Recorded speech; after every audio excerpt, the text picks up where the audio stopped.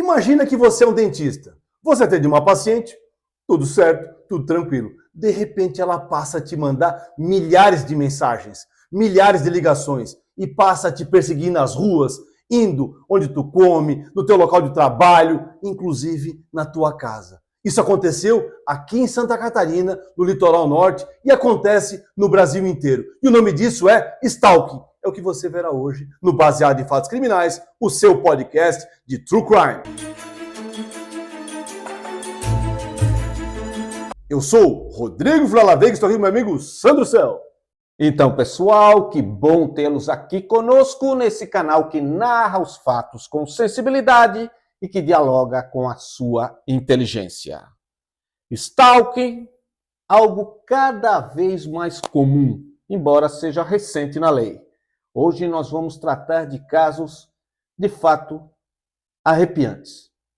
De como que a vida de pessoas pode ser destruída por uma perseguição incessante. Rodrigo, nós ouvimos falar desse caso do dentista aqui de Itapema, que teria sido perseguido por anos. Conta esse caso pra gente, para depois nós analisarmos. Só desse caso, ele aconteceu lá no litoral catarinense, no litoral norte catarinense, lá perto de Balneário Camboriú. A vítima desse nosso caso, desse primeiro caso aqui, é um dentista chamado Felipe. O Felipe, então, tem um consultório em Itajaí, que é o município do lado de Camboriú, fronteiriço assim, né, a Balneário Camboriú. Em 2019, ele atendeu uma mulher chamada Daiane Priscila, que é uma professora de música, tá, lá daquela região também, e o atendimento não passou disso, um atendimento dentista, paciente, tal. Ela fez o tratamento, se eu não me engano, foram 3 sessões de tratamento, né, dentário, e do lado do Felipe, acabou por ali. Só que essa Daiane Priscila, parece que ela entendeu que havia entre eles um relacionamento. Então ela passou a persegui-lo, primeiro de forma digital. Ela ligava para ele, mandava mensagens assim, infinitas, sabe? Mensagens, ligações, infinitas. E isso foi se arrastando, em 2019. Aconteceu ali, né, de ela começar também a ir até a clínica dele presencialmente, tá, para tentar encontrá-lo. E as coisas ficaram nessa base. Ele não respondia, mas ela continuava. Segundo ele, ela tinha uma fantasia de que ele estava com ela. Inclusive nas redes sociais dela, ela publicava mensagens para ele, como se eles fossem realmente namorados, tá? Certo. E a coisa foi piorando um pouquinho quando o Felipe botou nas redes sociais que ele agora estava começando um relacionamento com uma moça chamada Bruna. E aí a Daiane Priscila piorou muito a situação. Se sentiu traída. Exatamente isso. Nesse relacionamento que ela teria inventado, ela se sentiu traída. E aí ela monitorava o tempo todo a rede social dele, o tempo todo. Quando ela viu que ele postou uma foto na praia com a Bruna, o que ela fez? Foi atrás dele na praia.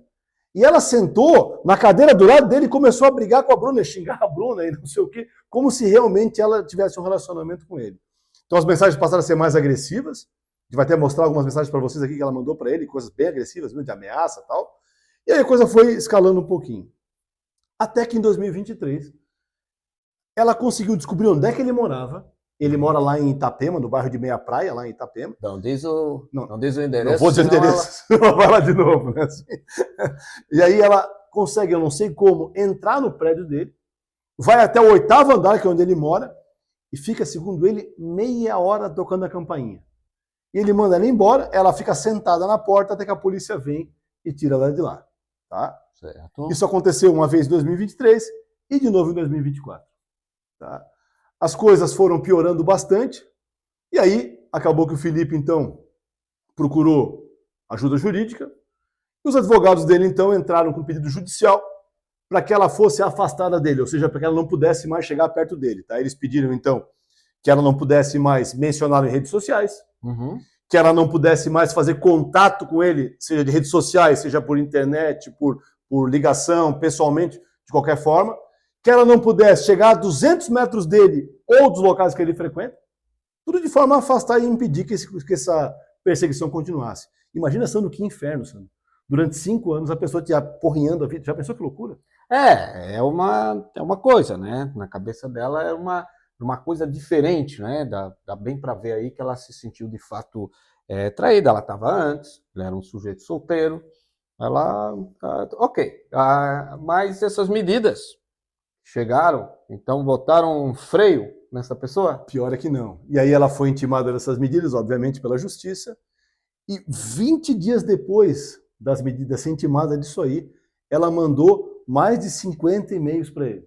E mais que isso, ela publicou essa decisão, né, ali nas suas redes sociais e ainda se referindo a ele, xingando ele. Ou seja, ela estava naquele estado que nem que a ordem da justiça de fato, uma pessoa que não já faz várias coisas absurdas. Recebe um papel da justiça, recebe como um papel mesmo. Então, ela não se importou. Exatamente. E aí? Aí aconteceu, né, que o juiz então determinou que ela fosse, o Ministério Público então interviu nesse ponto e pediu a prisão preventiva dela para que cessasse essas ameaças, esses confrontos, e aí ela foi presa então preventivamente. Certo. Duas coisas que nós vamos ter que discutir. A função, né? Se isso funciona, porque essa prisão, quando ela estiver solta, né, será que vai funcionar? Não dá para deixar ela eternamente presa. É um dos grandes casos. O stalking é um crime pequeno, do ponto de vista da nossa lei. Agora, Rodrigo, me chama a atenção o tempo em que, em geral, nós temos 5 anos, né, até que se vá a uma solução mais jurídica, demora. E você sabe o que os estudos têm apontado como causa disso? Bom, uma pesquisa agora, de 2024, uma das maiores pesquisas nesse sentido, perguntava justamente por que quem sofre stalking demora tanto a procurar aí as autoridades. Como vê, isso é um problema geral. E o que essas pesquisas concluíram era o seguinte: a diferença do porquê que quando a mulher é vítima ela não procura e o porquê que quando o homem é vítima é ele que não procura. A mulher, em geral, ela não procura inicialmente por medo de vingança. Ela acredita que se ela procurar as autoridades, a situação vai escalar, o sujeito vai ficar ainda mais violento. Em muitos casos, é claro, isso é verdade. Outra coisa que as mulheres evitam, demoram a denunciar, é o fato de ter que abrir a intimidade delas diante da polícia, diante da autoridade. Porque, em geral, esses stalkeadores, as mensagens deles são muito cheias de conteúdos íntimos e de coisas eróticas, etc. E, às vezes, as pessoas têm medo disso. A mulher também, segundo a pesquisa, tem muito medo do próprio julgamento que se faz dela, daquele negócio, mas tu não desce corda para ele, né? Até porque, né, tanto homem quanto a mulher, às vezes em determinado momento a pessoa dá corda para o outro, porque quer a relação. E quando que a relação vira um stalking, quando você não quer mais e passa a ser perseguido. E os homens, os homens o motivo é o contrário. Os homens, primeiro, porque eles não acreditam, dentro até do estereótipo macho e fêmea, eles não acreditam que uma mulher perseguindo eles é algo tão perigoso assim. É algo com que eles não vão conseguir lidar. Além disso, eles também têm uma desconfiança muito grande de como eles vão ser recebidos na delegacia, etc. Eu vou lá dizer, olha, tem uma mulher me perseguindo. Muitas vezes é verdade, tem casos que dizem, ela é bonita, não sei o quê, aquelas piadinhas que fazem com que, em alguns lugares, você não leve, você não se sinta acolhido. E também a ideia de que faz parte da própria masculinidade lidar com aquilo sozinho e, no fundo, também uma ideia de vaidadezinha, né, embora ali residual, de que você é a atenção plena de uma mulher. Então, isso é mais ou menos o que as pesquisas indicam e não sabemos exatamente por que o nosso personagem, o dentista que não procurou antes, talvez estivessem dentro dessas características, talvez não. Mas, Rodrigo, a gente tem uma noção geral do que é stalking, mas a lei recentemente tornou isso crime. Como é que é o crime na lei? O que precisa ter para ser um crime de stalking? O crime de stalking ele surgiu na nossa legislação apenas em 2021. Antes disso não tínhamos esse crime, então no caso agora de Balneário Camboriú e Itapema, temos um problema porque tudo que aconteceu antes de 21 não seria crime. Stalking. Porque para as questões criminais, eu só posso responder por um crime depois que ele entre em vigor. Antes disso eu não posso. Então, o que é anterior não é crime. Então, em 2021 surge esse crime, que é basicamente o quê? A lei exige uma perseguição reiterada, ou seja, feita mais de uma vez. Perseguição essa por qualquer meio, inclusive só virtual. Então, se esta moça, do nosso caso que a gente acabou de narrar, tivesse ficado apenas no virtual, já caracterizaria o stalking, tá? E essa perseguição tem que gerar ao sujeito algum tipo de dificuldade de locomoção, de liberdade de ir e vir e tal, como é exatamente o caso. Poxa, imagina, eu sei que uma pessoa está me perseguindo, eu não vou no lugar X que ela vai estar lá, eu não vou no centro que ela vai estar lá. Essa é a ideia da legislação. É, claro, tem que afetar essa ideia de paz da pessoa, né, de liberdade da pessoa, e isso traz o problema. Muitas vezes é difícil separar exatamente onde é que vai uma pessoa chata e insistente, mas que ainda, né, muitas vezes ao longo da vida, tem algumas pessoas que insistem tanto com a gente, né, em algumas questões, que a gente bloqueia ou faz algumas outras coisas, mas quando que começa, né, a isso a caracterizar um crime? Sim, porque o crime fala em prática reiterada, mas ele não fala quantas são. Não fala quantas são, mas o que nós sabemos é que essas práticas reiteradas têm que ter, para ser um crime, uma seriedade tão grande a ponto disso. Vejo, no caso, eu não posso mais publicar nas minhas redes sociais onde é que eu estou, porque senão aparece a pessoa que eu não quero lá. Eu não posso mais, eu não vou naquele restaurante, porque a pessoa pode me encontrar lá. Então eu começo, como ele chegou a mudar de casa, eu começo a ficar refém de comportamentos que não precisam ter violência física, não precisa ter ameaça física. Basta, às vezes, como nós já falamos quando analisamos até o caso da Netflix do Beberrena. Se não assistiu esse episódio, assiste lá, o caso Beberrena. É bem interessante, né? A gente faz a comparação do Brasil com a Inglaterra, é bem interessante. É isso. Agora, eu posso fazer um crime de stalking até só com flores e bombons. Veja, a pessoa não quer receber.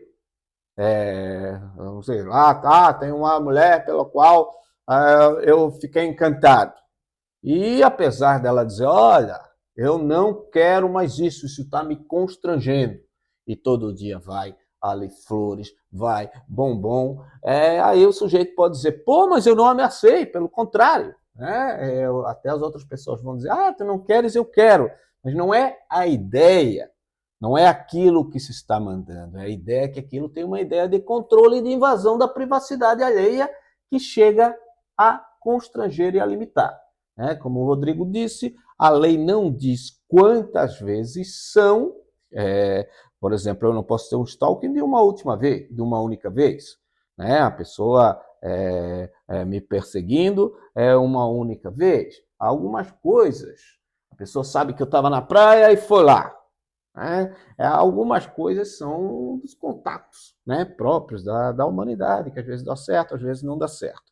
Aqui tem que ter essa seriedade criminal. Então, ali, com certeza, nós tínhamos, a partir do momento em que houve, inclusive, ameaças, houve, estou comprando gás e pimenta e vou usar isso, há uma série de coisas para tirar paz de qualquer um. Rodrigo, mas é sempre difícil colocar uma pessoa na prisão, nesses casos. Por quê? Me explica por quê. Esse crime, tão difícil. Esse crime, Sandro, ele tem uma limitação ligada à pena dele. É um crime de pena muito pequena, são de 6 meses a 2 anos, pena máxima 2 anos, e, portanto, é um crime que, se tu for condenado por ele, tu pegarias uma pena, se for primário, né, de 6 meses, que vira pena alternativa. Ou seja, ninguém vai preso, cumprir pena, se for primário e de bom antecedência, pelo crime de stalking. Uhum. Se ele pegar a pena máxima, serão 2 anos, que também serão convertidos em pena alternativa. Então fica uma questão, como é que eu vou prender alguém de forma preventiva, como assim, antes do processo terminar, que é uma exceção, a regra é que todos fiquem soltos durante o processo, se no final do processo a punição dele não vai ser cadeia. Exatamente. Então eu vou estar punindo ele mais gravemente no meio do processo do que no final. Essa é a dificuldade. Que seria mais ou menos assim, você foi acusado. Bom, mas quanto que eu posso quando vou ser condenado? 6 meses. 6 meses vai dar regime aberto e vai ser substituído. Então me condena de uma vez, que daí eu vou para casa. Isso. Então essa lei não foi feita, na verdade, para prender. Ela foi feita para tentar botar um limite na pessoa e, em geral, acaba funcionando. No caso que são mulheres, é até mais fácil se conseguir, porque aí se usa a Lei Maria da Penha, né? Sobretudo se for um homem, em questões de relações, se for homem em relação à mulher, se tiver algum vínculo, relação. Ou até mulher com mulher mesmo. Ou até mulher, relação, se tiver um vínculo. Aí é mais rápido. Por que é mais rápido? Porque as medidas protetivas da Lei da Maria da Penha você já pode pedir na própria delegacia, não precisa ir até o juiz, até o promotor, é a própria delegacia que vai encaminhar seu pedido. E para essas coisas mais simples, como o sujeito não poder mais lhe contatar, coisa etc., isso aí costuma sair bastante rápido, quase imediato. E mais uma coisa em relação às mulheres também, tem uma outra vantagem, que a própria lei que fala da prisão preventiva diz que se descumprir uma cautelar dessas de afastamento, automaticamente eu posso determinar a prisão preventiva. Então está expresso na lei, coisa que não tem nesse caso do stalking. Tá, mas então, caso eu sou um homem, sou vítima de uma perseguição, né? O pessoal vê aí no canal, diz, meu Deus, eu sonho assim, né? A Taylor Swift, alguma coisa assim, diz, meu Deus, esse é o homem, né? Então me diga, o que eu poderia fazer para controlar aquela doida? Tu vai ter que ir na delegacia de polícia, registrar uma ocorrência e vai ter que contratar advogado para fazer o quê? Para pedir ao juiz uma cautelar de afastamento dessa pessoa. Não há essa benesse que nós temos como na Lei Maria da Penha, que eu vou na delegacia e já peço tudo ali mesmo, sabe? E claro, a cautelar esta que tu pede para o juiz demora mais para ser processada, porque vai ter que ouvir o Ministério Público, depois o juiz, para depois ter essa decisão. Mas o Ministério Público também pode pedir essa cautelar, né? Pode sim. Então, o que é mais difícil é isso, né? É que não está previsto. Por quê? Porque, claro, a Lei Maria da Penha foi para proteger aquelas pessoas que são as vítimas mais usuais, né? As vítimas mais frequentes, as que correm mais riscos, e a própria lei também, o que nós já falamos, que era preciso também ter um mecanismo de proteção. Não é que o problema dos homens é equivalente, mas qualquer pessoa que estiver sendo perseguida, qualquer pessoa que estiver sendo perturbada na sua paz, tem que ter uma resposta rápida do Estado, seja homem ou seja mulher.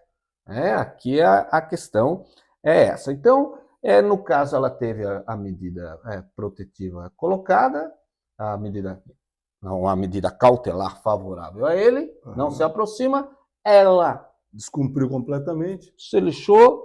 E, Rodrigo, tem outro caso que eu me lembro lá de Minas Gerais. Esse caso, Sandro, aconteceu em Minas Gerais. Ele se assemelha com o primeiro caso porque também é um cara da área da saúde. Nesse caso agora, é um médico. Então, esse médico, então, ele recebe num hospital particular uma moça que está com problema de depressão, ele atende ela algumas vezes, e aí ela passa, então, ele não sabe como, ele descobre o telefone dela, ela descobre o telefone dele e passa a mandar para ele mensagens.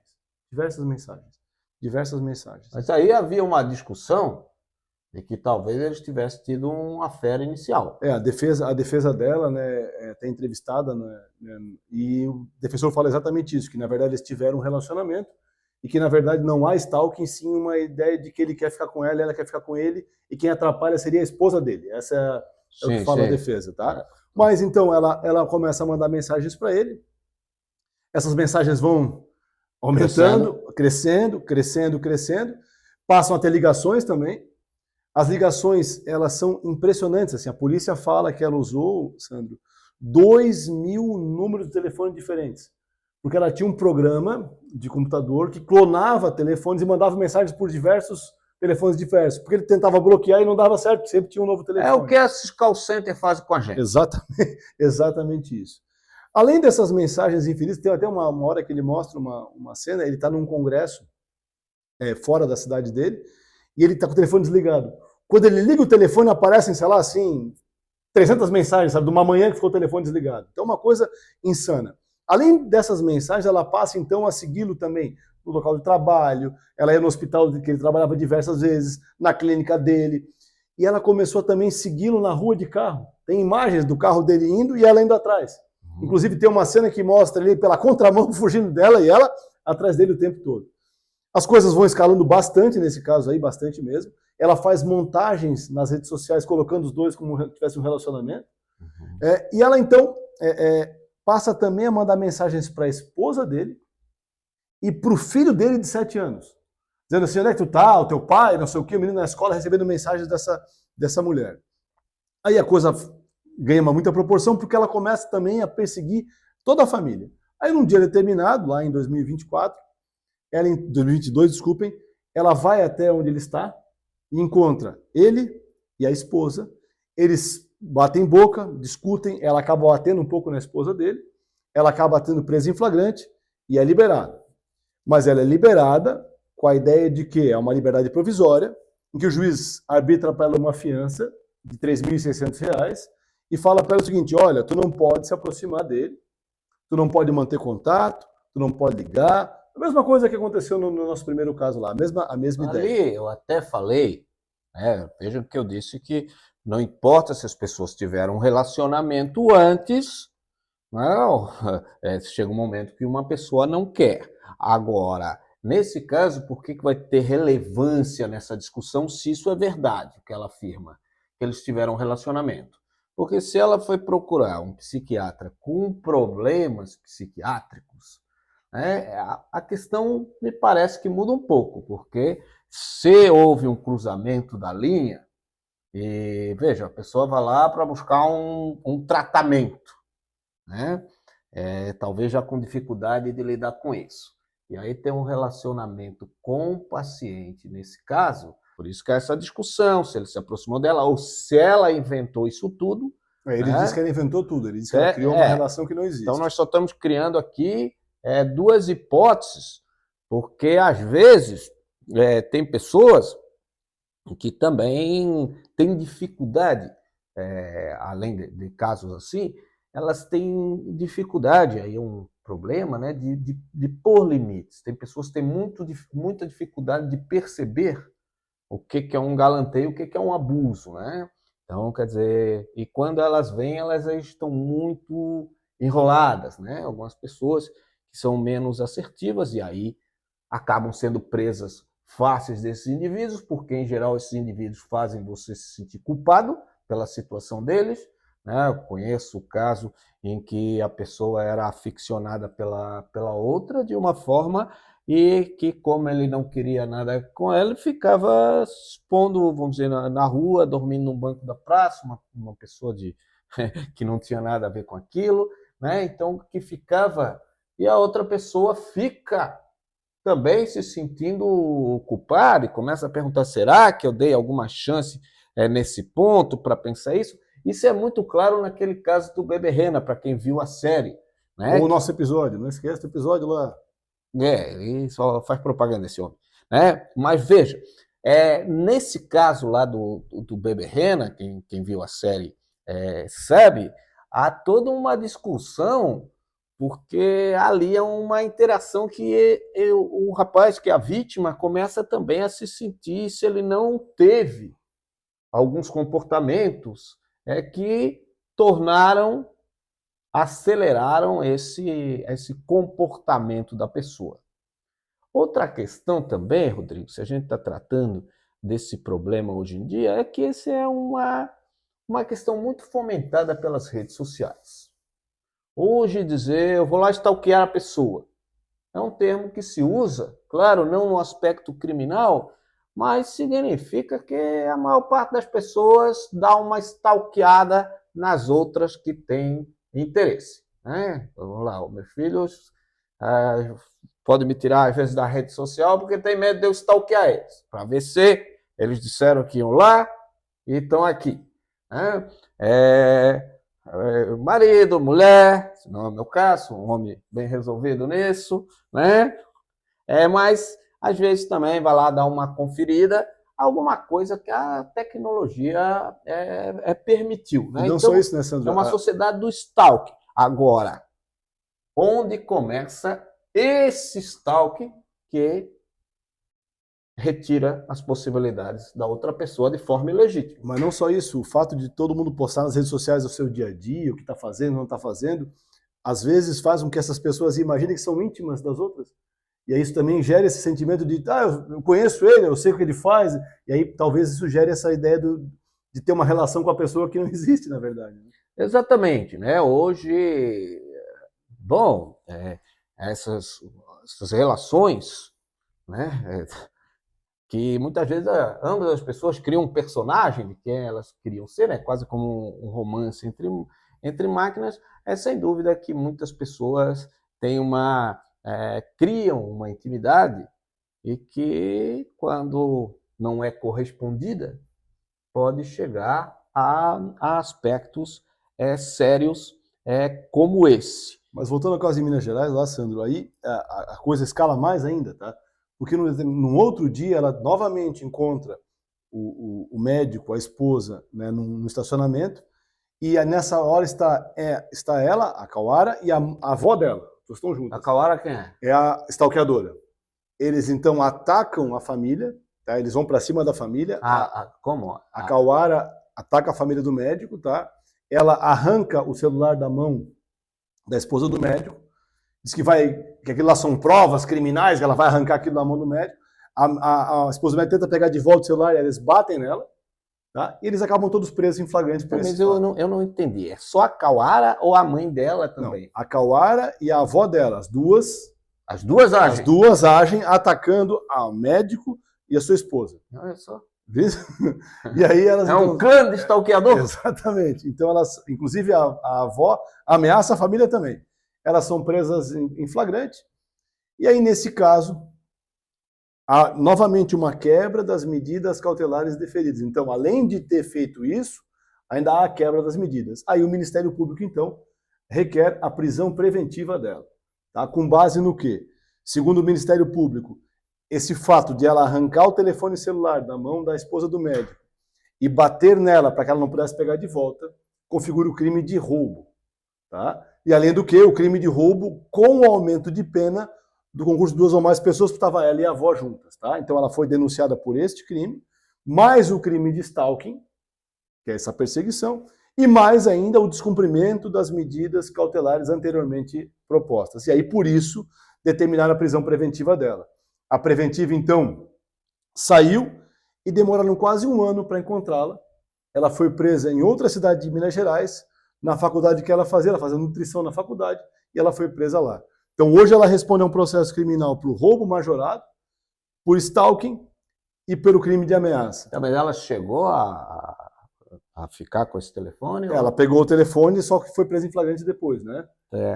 E aí...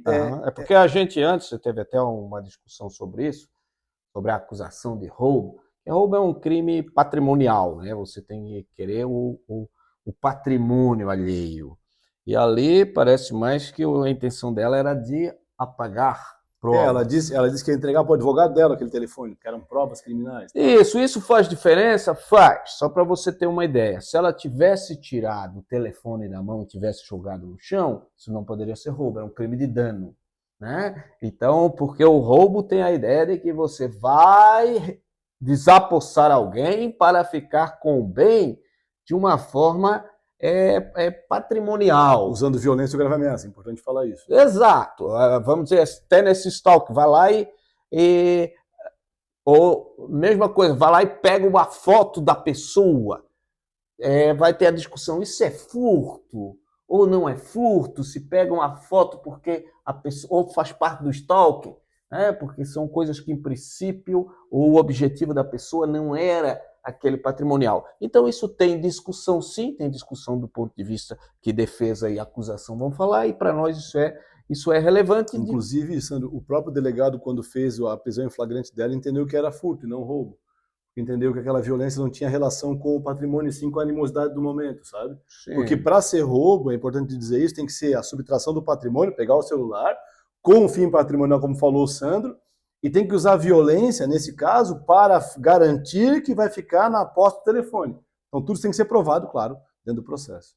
Sim, também poderia ter várias coisas, né? O advogado também poderia alegar que era um crime de fazer justiça com as próprias mãos, que na verdade o que ela queria era pegar provas que lhe beneficiariam. Então, vejam, depois que inventaram os advogados, as histórias ficam bastante complexas, né? Então, mas é porque a realidade é assim. Mas, então, nesse caso, acabou essa moça. Nós estamos falando aqui até, Rodrigo, de 2 casos em que as stalkers são mulheres, né? Mas, é claro, até as pesquisas indicam que a maior parte dos stalkers são homens, só que no caso dos homens, ou são tratados mais ali pela Lei Maria da Penha, né? Ou muitas vezes até evoluem para crimes maiores, né? Pode virar um feminicídio, uma lesão corporal, então acabam desaparecendo nisso. E esses de mulheres chamam justamente mais atenção porque não costuma ser o comportamento assim que pelo menos no nosso imaginário, né? É claro que se diz que tem mais mulheres stalkeadoras do que dizem as estatísticas. Por quê? Porque essas estatísticas são feitas em quem vai à delegacia. Mulheres vão mais à delegacia denunciar que estão sofrendo esses tipos de stalking do que homens. Homens, como nós falamos, os homens têm vergonha de chegar lá na delegacia e dizer, tá, mas a mulher está atrás de ti. E o que é que tem isso? Ah, tu tá com medo dela? Aí o homem vai dizer, não, eu não estou com medo, etc. Por isso que, em geral, os homens também só denunciam quando envolve outras pessoas da família dele. Quando ele fica com medo do filho, de acontecer alguma coisa com o filho, com a esposa, com outras pessoas, porque, de fato, as nossas instituições, elas não foram preparadas para esse sentido inverso. Não é? Se a gente pegar no crime de estupro, só em 2009 que o homem passou a poder ser vítima de estupro, porque quando a lei foi feita, antes, a lei pensava o quê? Bom, não faz nenhum sentido um homem ser estuprado por uma mulher, né? Então, a lei também, ela se baseia nos estereótipos que nós temos, né, de quem é o agressor, de quem é a vítima, e embora eu concorde, como eu já falei várias vezes, que estatisticamente os homens são os maiores agressores, a lei tem que dar satisfação para qualquer um que é agredido. Seja um homem agredido por uma mulher, claro, seja uma mulher agredida por um homem, uma mulher que agrida outra mulher, ou um homem que agrida outra mulher, não interessa, né? Nós não podemos não ter uma resposta, uma coisa não exclui a outra, né? O fato de ter as medidas protetivas para as mulheres não impede isso. Eu até tratei um caso no escritório em que a mulher, meu Deus, ela destruiu, era um outro advogado, ela destruiu o escritório dele inteiro no final de semana, foi lá, arrancou os canos, fez isso aí, ela perseguia bastante eles, era um processo de separação, ele consertou, ela levou um chaveiro lá, abriu, fez a mesma coisa, atacou o carro dele com uma galinha congelada, um negócio surpreendente, né? Como é que o homem vai chegar lá e vai dizer o meu carro está quebrado, tá? Qual foi a arma do crime? Uma galinha congelada. A mulher estava vindo do supermercado, viu o carro dele, e não era caso de traição, não. Não sei se teve traição antes, mas ali já era um caso que eles estavam separados. Então, era essas perseguições, né? Ninguém merece, seja homem ou seja mulher, alguém que, sei lá, por isso até quando se atende cliente, quando o cliente até está assim, né, recebeu uma medida protetiva para ele não se aproximar da outra pessoa, quando é só essa de não se aproximar fisicamente e de não entrar em contato, eu até tento dizer, mas isso aí é o mínimo. Se a outra pessoa não quer, respeita, né? Exato, essa não precisava, em rigor, nem um juiz mandar, né? Se a outra pessoa diz, não quero mais falar contigo, não me procura mais, seria, né, a questão. Lógico. Tirando aquelas fases, assim, é claro, quando termina um relacionamento também tem que ter isso. O direito não pode ser contra a vida. Sim. A pessoa também, eu não posso mais tentar recuperar o meu amor porque senão tem a lei. Isso também não foi feito com esse significado. Foi feito com uma ideia de quando aquilo foge das regras sociais, né? De quando aquilo se torna algo aflitivo. Sandro, até voltando a um fato interessante, nesse caso aqui, desse processo último de Minas Gerais, o Ministério Público pediu para o juiz para fazer um negócio chamado incidente de insanidade mental. Ou seja, para verificar se aquela mulher que fez tudo aquilo, né, tinha ou não algum tipo de problema psiquiátrico que justificaria essa conduta. Tá? Nesse caso, o juiz negou, argumentando o seguinte. Primeiro, que ela era, no interrogatório que foi feito, ela foi absolutamente assim clara no que disse, tinha perfeita memória dos fatos todos, que ela fazia faculdade, tinha notas excelentes, e que ela usou programas de computador sofisticados para fazer clonagem de celular, para poder, né, manter essa questão do stalking todo, e por isso aí ela acabou, né, não tendo esse exame ali sendo feito. Olha, se esse exame tivesse dito, Sandra, a pergunta que eu te faço, que ela era, no momento dos fatos, né, não conseguia entender o que ela fazia, isso mudava alguma coisa nesse caso? Claro que mudaria, porque o direito não pode punir a doença. Agora, isso eu não gosto muito quando o juiz vai clinicar. Por quê? Porque, como o próprio código diz, a nossa lei, quando considera uma doença mental incapacitante, não é só do intelecto. Ela pode ter passado para Harvard, ela pode ser muito articulada, porque o artigo diz que não consegue compreender, ok, ela conseguia compreender, mas não consegue se controlar.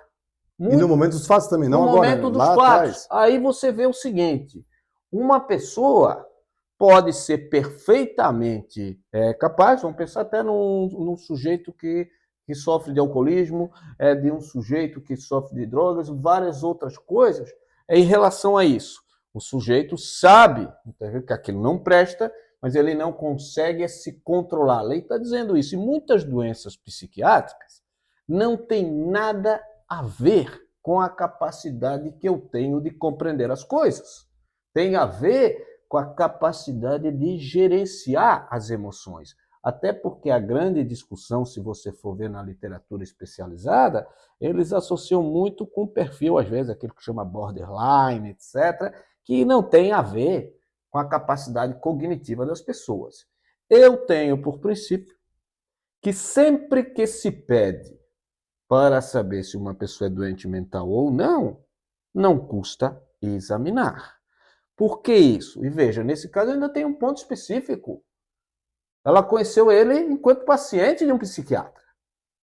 Certo? Ela estava em depressão, segundo ele, né?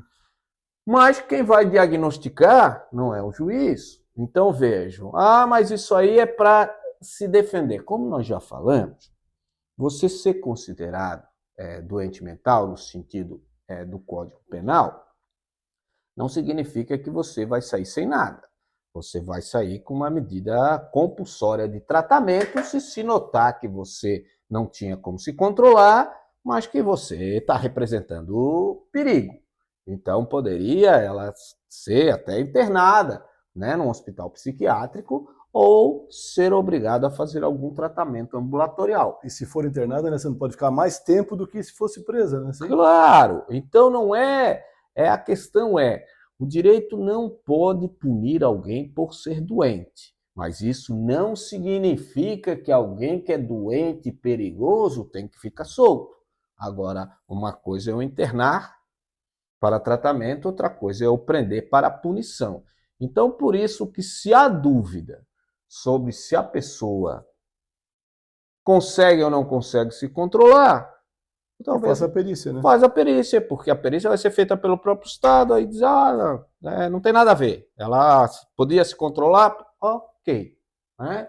Agora, se não, fica sempre aquela discussão. Será que mais tarde não vai se dizer, olha, que injusto, a pessoa precisava de medicação, etc, etc. Então, sobretudo aqui, né, nós estamos tratando de pessoas que em outros planos, elas parecem que funcionam bem. Veja, a stalker aqui do dentista era professora de música, de violino. Né? Olha, para você ser professor de violino, diz que ela tocava piano também, né? Toca piano. Bom, você você tem uma mente, você tem uma coordenação muito sofisticada, né? Então, em alguns outros... Minas Gerais era artista, fazia faculdade, quer dizer... Em outros pontos que às vezes a pessoa não funciona. Então, veja, a ideia do direito tem que ser a de proteger a sociedade. Agora, como que eu vou proteger a sociedade? Punendo o sujeito ou tratando, porque às vezes o tratar é o que funciona. Sim. Porque, veja, suponhamos, essa guria de Minas Gerais é daqui, que ela vai presa. Só que na cabeça dela, ela ainda acha que fez certo, né? Que fez certo e que ela vai recuperar o seu grande amor, que é o mundo contra ela e seu grande amor. Como muitas dessas pessoas deliram. Né? Quando sair dali, talvez vá piorar o comportamento. Enquanto que, às vezes, se fosse submetida a esses exames, se notaria que está faltando medicação, está faltando terapia. Por que uma pessoa que é capaz de se formar, de ser professora de música, ou de lá tirar notas boas na faculdade, por que pessoas, né, que são pessoas até de boa aparência, né, não é pessoas que ninguém imagina que não poderiam ter um relacionamento, né, pessoas bem articuladas nesse sentido, por que elas procuram, por que elas se metem numa fantasia obsessiva? Então, às vezes, também são pessoas que precisam de tratamento, e volto a dizer, talvez isso seja melhor para as vítimas, porque não adianta eu punir se aquilo é uma doença, porque não vai consertar, ela vai voltar e vai complicar. Então, não se trata aqui de afrouxar, como alguns dizem até, às vezes, para nós, assim, né? Vocês passam pano para bandido. O meu querido, nós estamos preocupados com uma sociedade justa, mas com uma sociedade segura. De nada adianta manter 1 ano uma pessoa presa que precisava ser tratada, porque quando ela vai sair pior. E de nada também mantém uma pessoa em tratamento se o problema dela não é tratamento, o problema dela é safadeza mesmo, por isso ela fez o crime. Acho que é isso, né, pessoal? Fica aí, né, a nossa sugestão de quem passar por isso aí, imediatamente, então, registre a ocorrência e procure auxílio jurídico para poder, né, agilizar o seu procedimento e se livrar dessa perseguição. Agora, Rodrigo, se tu quisesse aprender violino, tu ia lá pro Itajaí? E tu, se quiser fazer uma dieta, iria lá de Minas Gerais? Eu acho que não, graças a Deus a minha esposa não deixaria eu sair e stalkearia minhas redes sociais e eu voltaria pianinho. Então, pessoal, brincadeiras à parte, curta se você gostou, nos siga e é isso aí, até semana que vem. Obrigado, pessoal, até semana que vem, um abraço a todos aí. É isso aí. É isso aí. Caso não morreu ninguém, então é mais tranquilo a gente falar. Exatamente.